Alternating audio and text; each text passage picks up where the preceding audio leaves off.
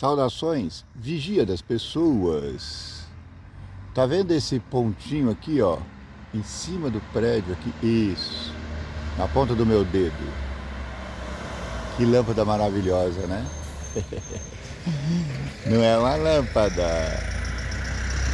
é a lua se pondo. Bela madrugada, são 3 horas e pouco da manhã. Acabei de acordar, fazer as minhas meditações. Eu não ando dormindo muito bem esses últimos dias, mas hoje, quando deu 3 horas, desculpa. Hoje, quando deu 3 horas, eu fiz as minhas meditações, orei pela minha vida, por minhas cidades, por minha família, por minhas filhas, meu neto. Na verdade, eu tenho 2 netos.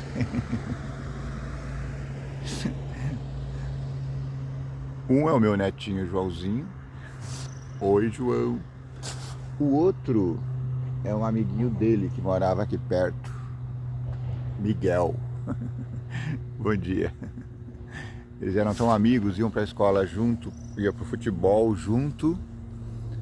E ele até pedia benção para mim também. Deus te abençoe, sua família, tá bom? Também orei pelas nossas cidades. Orei pela cidade mais perversa do mundo. Qual é a cidade mais perversa do mundo? Sim. Dá o pausa e vai lá no comentário e escreve. Sim, é minha humilde opinião, é Paris. Eu oro para que o Senhor coloque neles, nos gestores principalmente, sabedoria para voltar aos braços de Deus. A Europa em geral é um lugar árido, seco. E essa aridez espanta os anjos de Deus. Orei por minha cidade, Alto Paraná, onde eu nasci, Paranavaí, onde eu vivi. Jardim Olinda, o segundo menor município do Paraná. Saudações, Jardim Olinda. Saudações para a Nova Aliança do Ivaí, o menor município do Paraná, ali às bordas do Ivaí. Nova Aliança do Ivaí era distrito de Paranavaí.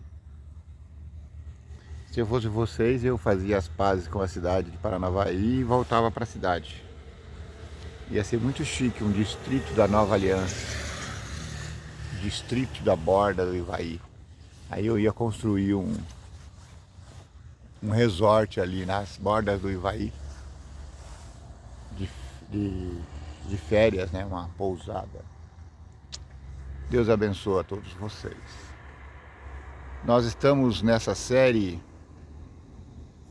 chamada Classe VIP. Nós estamos comentando lições importantes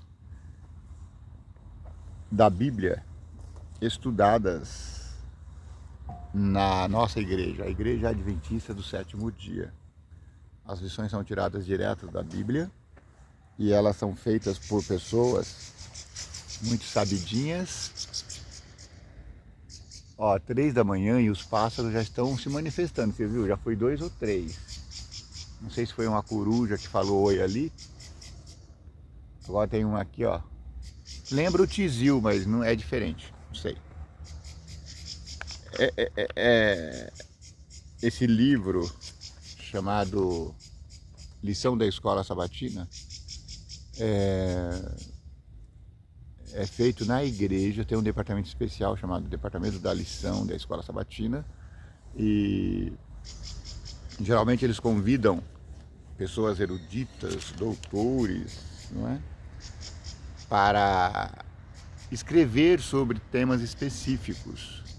Eu apresentei para vocês aqui uma lição de Marcos, uma de Lucas, uma de João. E para fechar os evangelhos, agora nós estamos falando de Mateus. O que Mateus disse sobre Jesus. E o nome do autor dessa lição é Andy Nash. É PhD, professor e pastor no Southern Adventist University, em College, Tennessee. É autor de vários livros, incluindo The High-Text Church and the Book de Mateus. Ó, ele escreveu um livro só sobre Mateus. Eu gostaria de achar esse livro. Vou procurar na nossa editora se tem. Eu gosto de comentaristas que falam de livros específicos. Eu já tenho em casa de Romanos, eu tenho de Daniel, etc, etc. Hoje nós vamos estudar a lição 6. Semana passada nós estudamos a lição 6, não, 7. Porque a lição 6 nós já estudamos semana passada. Ontem, né? Semana passada, porque a lição é dividida em semanas. Mas eu fiz ontem. Descanso em Cristo, que eu falei, nós falamos, né? O autor falou sobre o sábado como vigente ainda para os cristãos. E hoje vamos falar de um tema muito caro para mim. Jesus, Senhor dos judeus e dos gentios. Porque eu sempre falei aqui nas nossas séries que não existe essa de judeus agora nos últimos dias, que quando a profecia fala Israel, ela está falando do novo Israel. Eu ainda não mudei esse pensamento. Mas eu ouvi um pastor falando que nos últimos dias Israel terá sim uma importância profética, que ele disse que Jerusalém seria tomada pelas forças religiosas do momento, não é? Sem rodeios, por Babilônia. Leia-se Roma. E aí você sabe, a gente sabe menos. Quem sabe menos precisa ficar atento àqueles que sabem mais.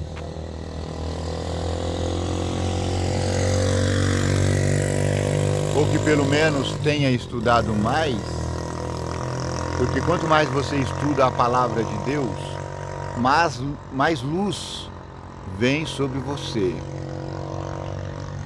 E agora eu estou tentado a pensar que Israel tem realmente uma importância nesse desfecho final. Mas é muito importante. Olha, quando eu comecei a lição, aquela luz estava quase não aparecendo. Agora ela já está a alguns metros acima do prédio. Agora dá para ver que é ela mesmo, é a lua. É a lua no quarto, ela está no minguante, quarto minguante. Então, Jesus é Senhor dos gentios e dos judeus. Jesus é Senhor do sétimo reino na terra. E o sétimo reino é a união de todos os cristãos, sejam eles gentios ou judeus. Tudo bem, até aqui tudo bem. Vamos ver o que Mateus fala sobre isso, né? E o que o escritor aqui destaca sobre isso, porque esse é um assunto caro para mim, sabe? Eu quero entender por que as pessoas ficam paradas nessa questão de Israel. Alguns ficam até idolatrando Jerusalém. Tá certo, tem essa guerra contra Israel, é claro, a gente tem que ficar do lado de Israel, porque a gente não vai apoiar Estado terrorista. Nosso governo brasileiro apoiou quase que explicitamente o Hamas, né, o Irã e etc, etc. Mas em termos de religião, a gente não pode dar muita ênfase à nação Israel, porque a ênfase agora está no novo Israel. cujo o rei é Jesus Cristo. E essa nação vai juntar gente de todas as nações. Tanto é que ele é o desejado de todas as nações. Verso para inculcar. Eu, o Senhor, te chamei em justiça, tomar-te-ei pela mão, e te guardarei, e te farei mediador da aliança com o povo, e luz para os gentios. Isaías 42:6. Quem é esse mediador da aliança? Claro, tem que ser Jesus. Leituras da semana. Mateus 14:1 ao 21, Êxodo 3:14, Mateus 14:22 ao 33, Isaías 29:13, Mateus 15:1 ao 20 e Mateus 15:21 ao 28. Em Mateus 15:24, Jesus disse explicitamente: não fui enviado senão as ovelhas perdidas da casa de Israel. Não há dúvida de que o ministério de Jesus Cristo, durante anos em que ele esteve aqui na Terra, foi dirigido o ministério, principalmente à nação de Israel. Tá, aqui eu concordo também. Ele foi mandado para as ovelhas perdidas de Israel. As ovelhas que estavam perdidas dentro de Israel. Porém, como a Bíblia inteira mostra, Israel não era o único povo com o qual Deus se importava. Então, isso é verdade. Deus se importa com todos os povos, até com os povos que nem existiam na época. Por exemplo, nós. Deus amava o Brasil desde antes.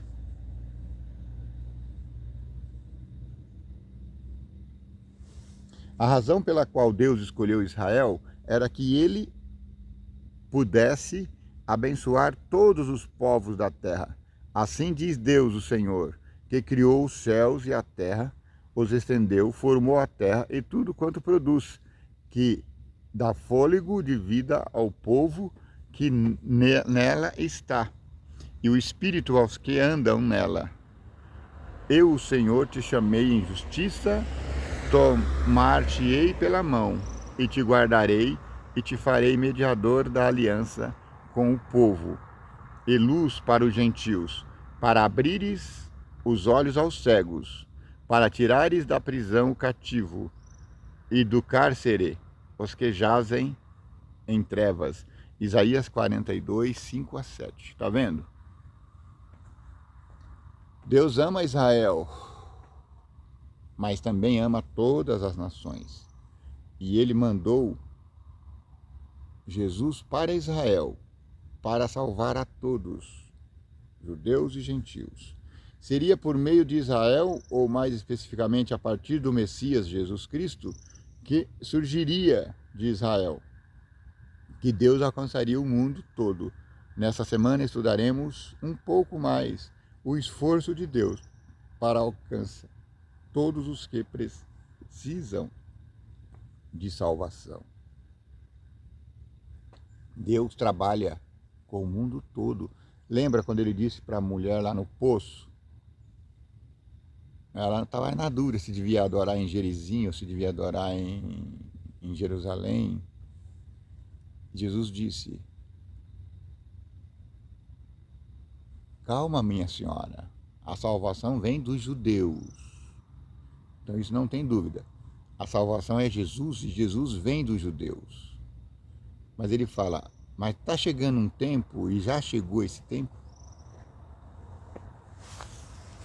que os adoradores do verdadeiro Deus o adorarão em espírito e em verdade. Por quê? Porque Deus é espírito e importa que o adoremos, importa que os que o adorem em espírito e em verdade.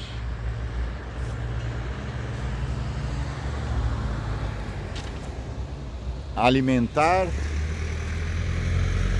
os famintos. Um dos atos mais conhecidos de Jesus foi a ocasião em que ele providenciou alimentos para 5.000 homens, além de mulheres e crianças. Se tem 5.000 homens, você pode imaginar aí pelo menos 15.000 pessoas, porque cada homem tem uma esposa, e naquela época alguns ainda tinham até mais, porque tinha as cidades vizinhas ali, uma esposa, um filho e pelo menos 2 filhos, tá? Uma esposa e pelo menos 2 filhos. No mínimo 15.000 pessoas. No entanto, como ocorre em tudo mais, olha que legal, tá passando um ônibus aqui na frente, Class VIP. Aquele ali, ó. É o nome da nossa série, Class VIP. Saudações, ônibus, é um Jumbo Class VIP. Gostei.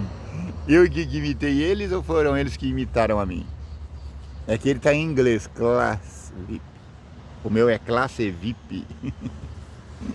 Saudações.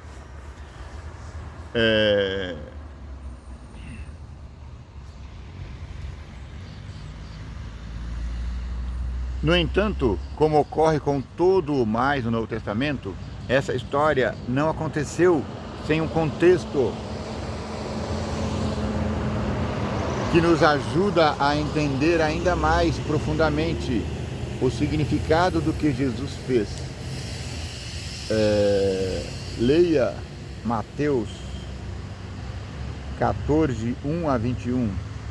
O que aconteceu pouco antes da alimentação miraculosa e que papel esse evento pode ter desempenhado no que ocorreu a seguir? Qual foi o evento? Não lembro agora. Leia, dá o pausa, leia aí, vamos voltar aqui. Eu vou continuar nos comentários, depois a gente lembra. Porque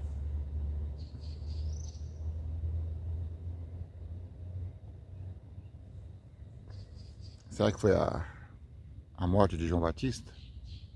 Leia aí, depois a gente continua, tá bom? Coloque-se no lugar dos discípulos. Naquele momento, João Batista, que evidentemente era um homem de Deus, havia acabado de ser decapitado. Eles sabiam disso, porque tinham dado notícia a Jesus. Embora o texto não revele, isso deve ter sido extremamente desanimador para eles. Veja, você nota o precursor de Cristo morto, sumariamente.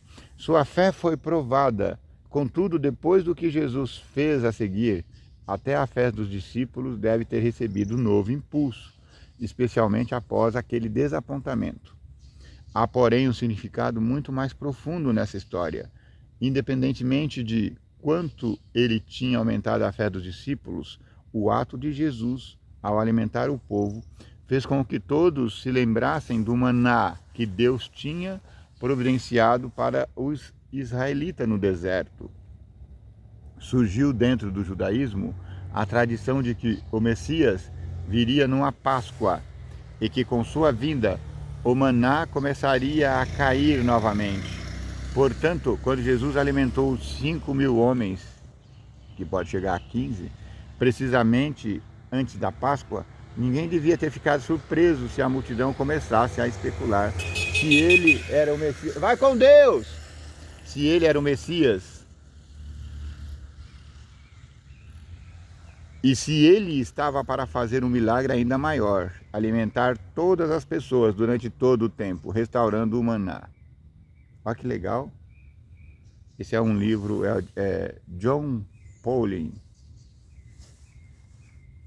The Abundant Life Bible, ampliando a abundância da vida. É um livro, publicado em 95. Acho que não está em português. Esse era exatamente o tipo de Messias que o povo desejava. Alguém que cuidasse de suas necessidades exteriores. Naquele momento, as multidões estavam prontas para tornar Jesus rei. Mas ele não tinha vindo para ser rei. E sua recusa os desapontou grandemente. Eles tinham suas expectativas e quando estas não foram satisfeitas, muitos abandonaram Jesus, embora o Senhor tivesse vindo para fazer muito mais do que supunham suas expectativas estreitas e mundanas. A gente sempre acha que Deus vai fazer menos. A gente sempre espera o menos de Deus, né? Então, quando Jesus alimentou aqueles 15 mil, eles acharam que já era o máximo. E o máximo que alguns pensaram ali é: esse é o Jesus do maná, ele vai dar maná para toda a nossa nação. Quão estreitas são as suas expectativas quanto à maneira de Deus agir? A minha maneira é um pouco estreita. Eu estava vendo ontem o testemunho do pastor Aldrovando Araújo. É um pastor já falecido. Eu gosto dele que ele prega de modo simples e de modo bem tocante. Ele diz, resumindo, ele diz que nasceu e viveu de modo muito pobre e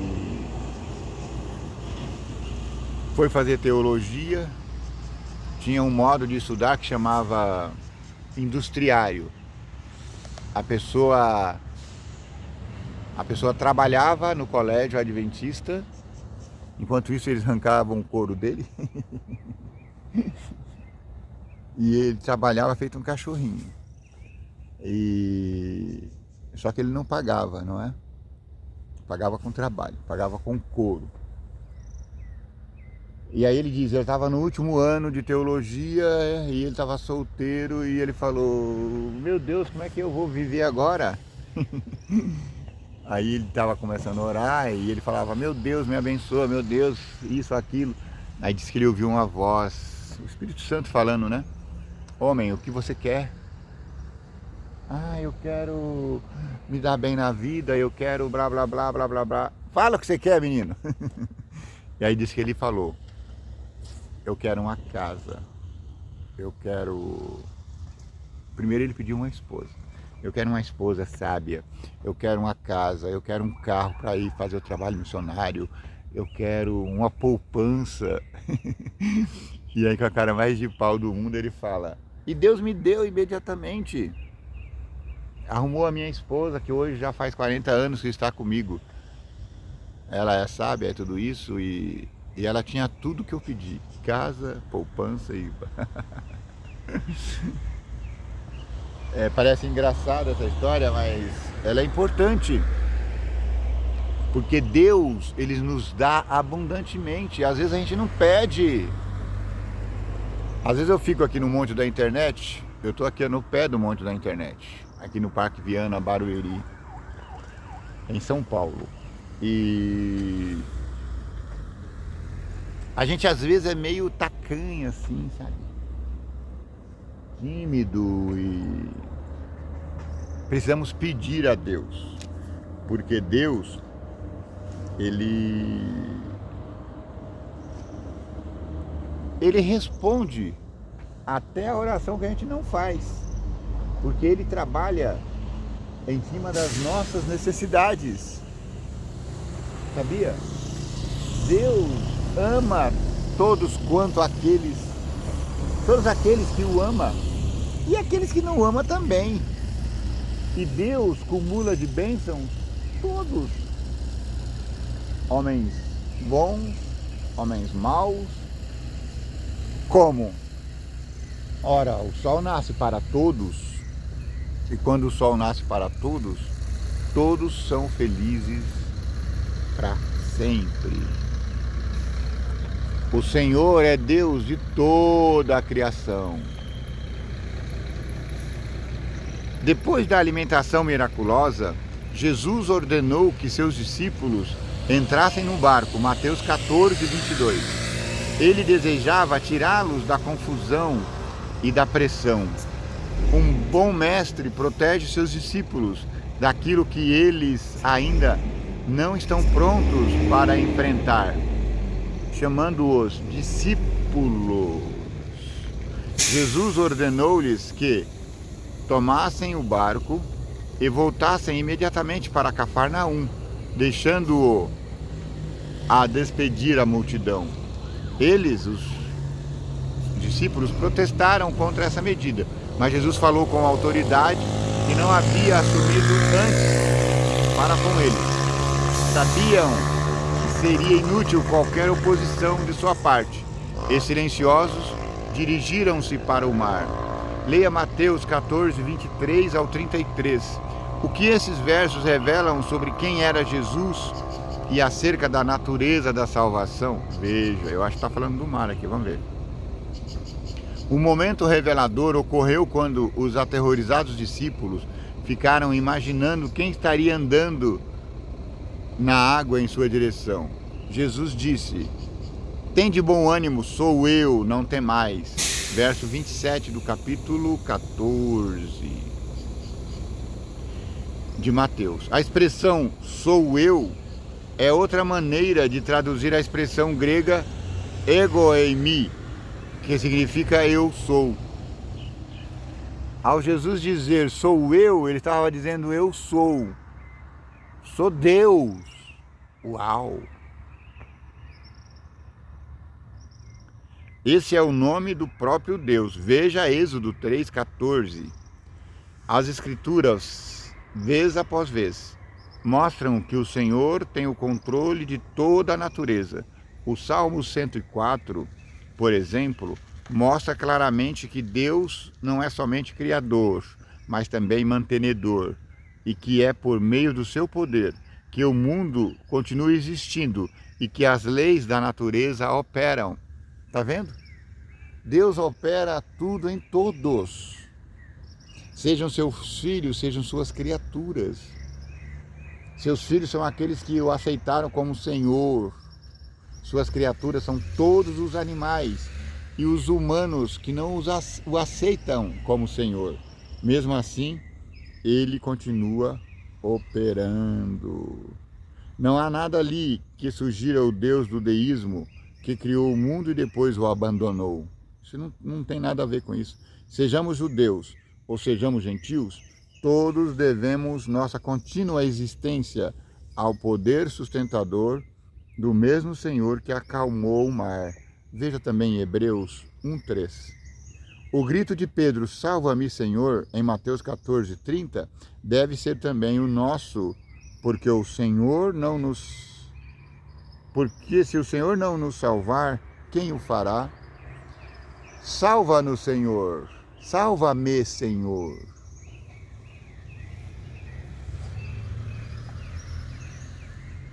O desamparo de Pedro naquela situação se reflete em nossa própria fraqueza diante de tudo o que o mundo pecaminoso lança sobre nós. Pense na sua fraqueza no sentido de estar à mercê de forças muito maiores do que você. Forças que estão além do seu controle. Como essa realidade ajuda a fortalecer a sua dependência de Deus? Eu falo: Senhor, salva-nos. O coração do hipócrita. O Senhor disse: "Este povo se aproxima de mim com a sua boca e com os seus lábios me honra, mas o seu coração está longe de mim, e o seu temor para comigo consiste só em mandamentos de homens." Isaías 29:13. Embora nesse texto Deus estivesse falando do antigo Israel, que mensagem há para a igreja hoje? Quais são as duas principais questões a respeito das quais Deus estava advertindo? E como podemos ter certeza de que não estamos fazendo o mesmo? Será que nós estamos honrando Deus somente com os nossos lábios, mas o nosso coração está empedernido? Será que é isso? Precisamos fazer uma análise de consciência. Amar a Deus é amar a Deus, não de boca, mas ter certeza de que Ele é galardoador da nossa vida. Muitos séculos depois que Isaías escreveu essas palavras, Jesus as citou numa controvérsia com os líderes religiosos. Veja aí, leia Mateus 15, 1 ao 20. Qual é a questão específica ali e como Jesus tratou dessa questão? Em algum momento, após ter voltado de Cafarnaum, Jesus entrou num debate com os líderes judeus sobre o que torna uma pessoa impura. Os mestres haviam acrescentado à lei todos os tipos de regulamentos sobre impureza externa. Lembra? Nós falamos na lição anteriores aí que falava sobre a lei. Eles colocaram coisas em cima da lei. Por exemplo, tinha que se lavar um copo. Para o copo ficar limpo, eles colocaram, não basta lavar, tem que lavar 7 vezes. Então, quando falaram que Jesus estava com a mão impura, não é porque Jesus comeu com a mão suja, de barro da rua. Não, ele lavou uma vez só, estava limpo. Mas os judeus falavam, não, para ela ficar limpa mesmo, tem que lavar 7 vezes. Os mestres haviam acrescentado à lei todos os tipos de regulamentos sobre a impureza externa. Por exemplo, era preciso lavar as mãos de uma certa forma, porém os discípulos de Jesus não estavam dando atenção a esse regulamento. Quando os escribas e fariseus de Jerusalém chamaram a atenção sobre isso, Jesus respondeu de maneira enfática. Em resumo, ele condenou fortemente aquilo que com facilidade se torna uma armadilha para qualquer pessoa: a hipocrisia. Você está preocupado em tirar um cisquinho no olho do seu irmão, enquanto você está com uma trava no seu. Quem em algum momento já não foi culpado disso ao condenar alguém por um ato verbalmente ou silenciosamente no coração? Embora já tivesse feito ou estivesse fazendo a mesma coisa ou algo pior. Tá vendo? Às vezes você está fazendo uma coisa errada, pior até do que a pessoa que você está flagrando, e aí você alardeia. Oh, tá fazendo isso! Isso chama-se hipocrisia. Nós estamos abarrotados de hipócritas. O mundo está cheio de hipócritas. Senhor, nos livra disso. Todos nós, se não formos cuidadosos e se não buscarmos a graça de Deus, cairemos na tendência de ver as faltas dos outros e ao mesmo tempo ser cegos para as nossas faltas. Portanto, todos temos a tendência de ser hipócritas. Muitos odeiam a hipocrisia dos outros e têm facilidade de ver esse problema nos outros. Como podemos ter certeza de que nossa capacidade de ver a hipocrisia alheia não seja simplesmente a manifestação dela em nós mesmos? Olha, o pastor que fez meu casamento, pastor Sidonil Biasi, ele falava assim: vocês vão casar agora? Só que vocês, antes de casar, vocês precisam, como é que é? Ver a pessoa com quem você quer casar com lupa, né? Para que se amplie os defeitos. E depois que casar, você tem que jogar a lupa fora. Aí ele falou, não, mas as pessoas estão fazendo justamente ao contrário. Antes eles esquecem a lupa. E tudo é amor. Eles veem o outro com olhos doces. Aí depois que casa, passou algum tempo, aí eles começam a perscrutar o outro com a lupa, ampliando os defeitos da outra pessoa. E aí o casamento fica impraticável.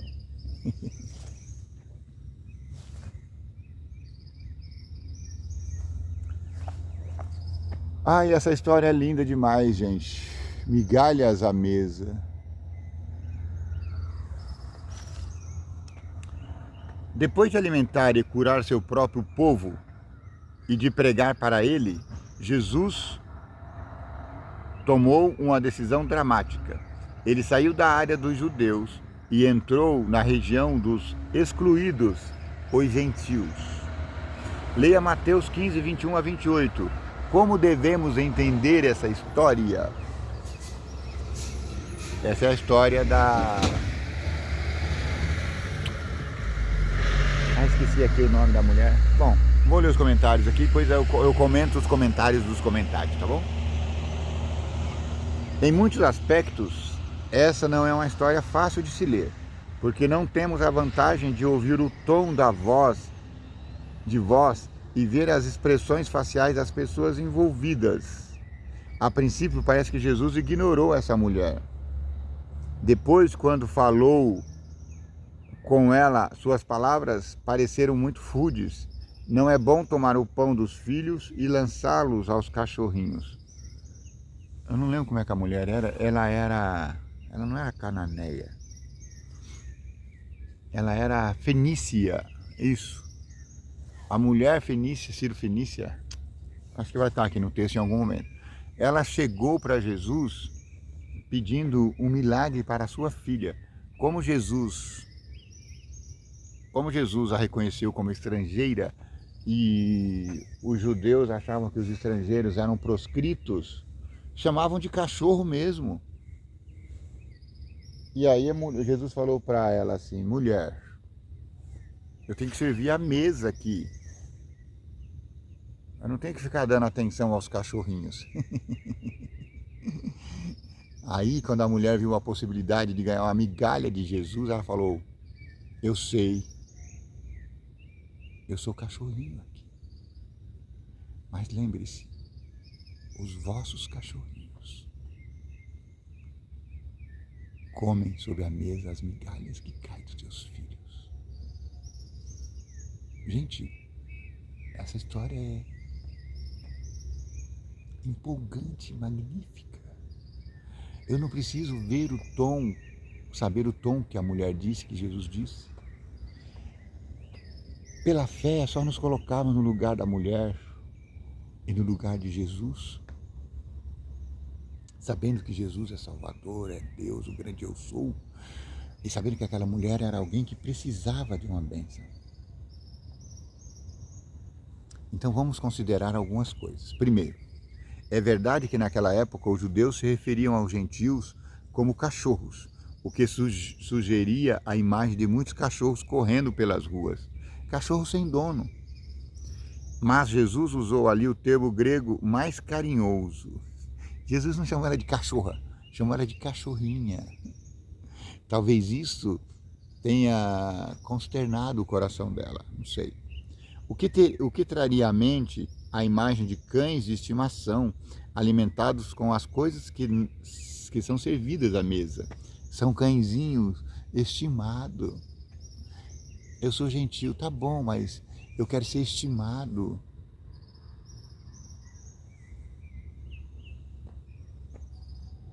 Segundo, a mulher cananeia, ela era cananeia, não era Ciro-fenícia. Apaga o que eu falei aí. Chamou Jesus de filho de Davi. Isso mostra a familiaridade dela com o texto judaico de Jesus. Como um bom mestre, Jesus passou a dialogar com ela e talvez testá-la. Craig Krenner, um escritor aí, escreveu: talvez ele estivesse exigindo que ela entendesse sua verdadeira missão e identidade, para que não o tratasse como um dos mágicos ambulantes a quem os gentios às vezes apelavam, solicitando que fizessem exorcismos. Porém, ele certamente a estava convidando a reconhecer a prioridade de Israel no plano divino, um reconhecimento que para ela incluía a admissão de sua condição de dependência. Importante isso. Podemos comparar isso à exigência de Eliseu de que Naamã mergulhasse no Jordão. Apesar da preferência de Naamã pelos rios arameus, Abana e Farfar, os rios de Damasco, o que acabou levando Naamã a reconhecer o Deus e a terra de Israel, segundo Reis 5, 17 e 18. O Evangelho de Mateus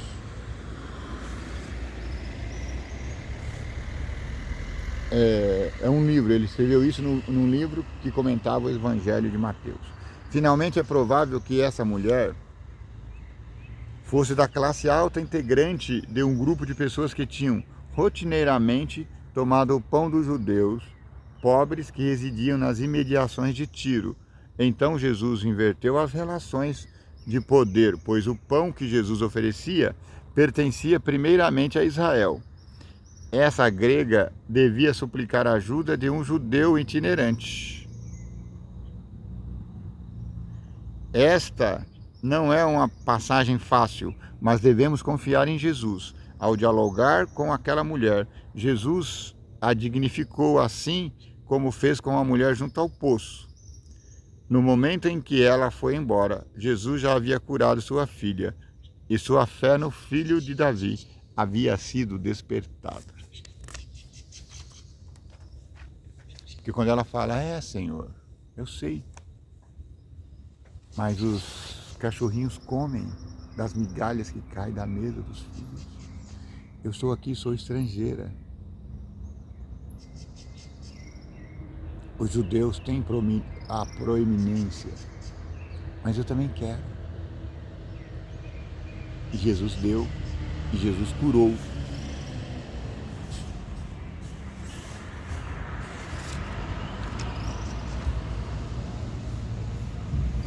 E Jesus a converteu. Senhor dos gentios,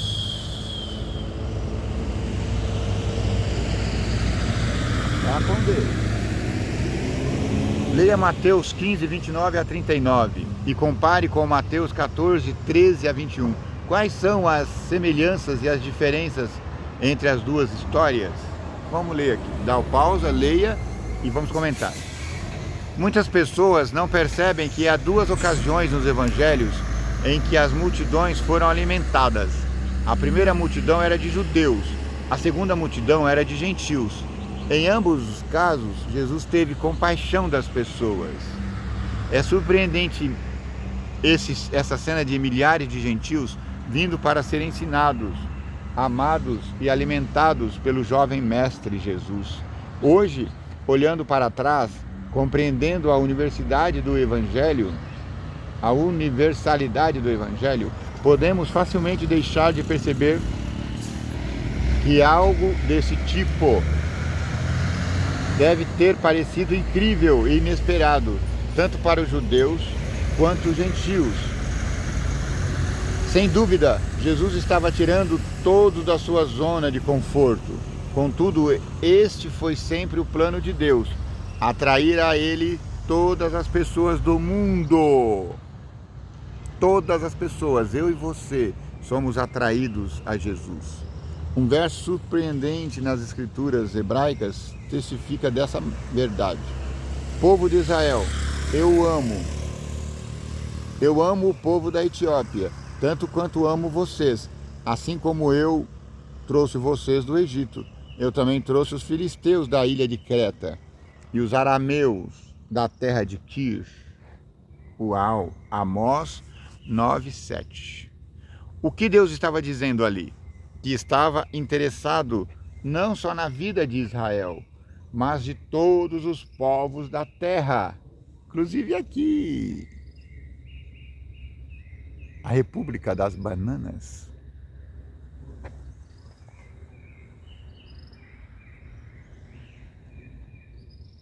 Que estava interessado nos filisteus. Uma leitura cuidadosa do Antigo Testamento revela essa verdade vez após vez, embora ela tivesse se tornado tão obscura ao longo dos séculos, que na época em que foi formada a igreja do Novo Testamento, muitos dos primeiros crentes tiveram que aprender essa verdade bíblica básica, tiveram que reaprender. Leia Romanos 4, 1 ao 12. De que forma o Evangelho e sua universalidade estão retratadas nesses versos? Leia aí, aqui não tem comentários, mas a gente pode saber que o apóstolo Paulo, ele fala claramente: Deus trouxe a salvação a todos, a judeus e a gentios. Deus nos enxertou na videira verdadeira, que são os judeus. Ele cortou os judeus da planta e deixou lá esse galho, enxertou os gentios. Mas ele também pode fazer o inverso, porque se ele plantou um galho brabo, uma videira braba na videira verdadeira, com muito mais facilidade ele pode colocar o próprio galho bom na videira. Leia lá e depois sigamos. Para finalizar, um cristão estava falando aos estudantes nos campos de uma universidade secular a respeito da existência de Deus. Depois de usar os argumentos comuns, ele partiu para uma tática diferente, dizendo: sabem, quando eu tinha mais ou menos a idade da maioria de vocês, não acreditava em Deus.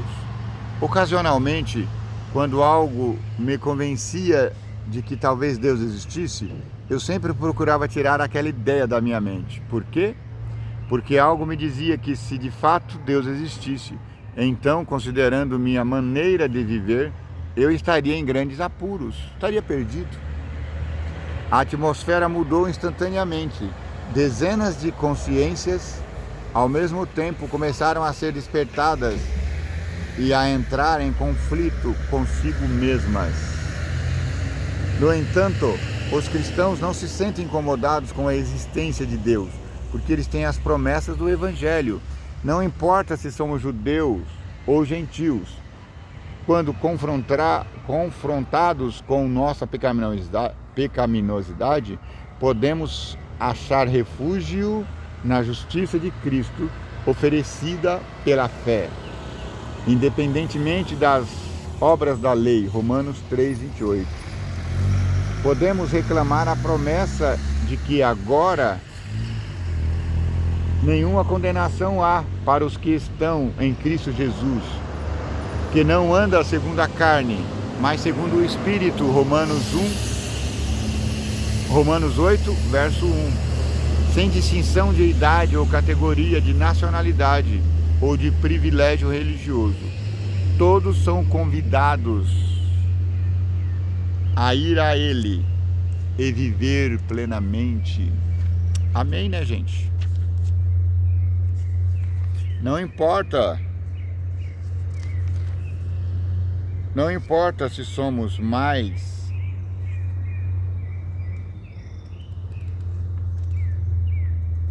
ou menos ligados aos judeus. O importante é que somos todos filhos de Adão e todos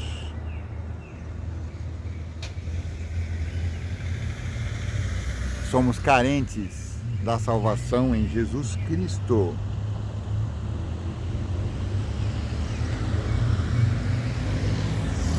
Que o vigia das pessoas te abençoe e te guarde.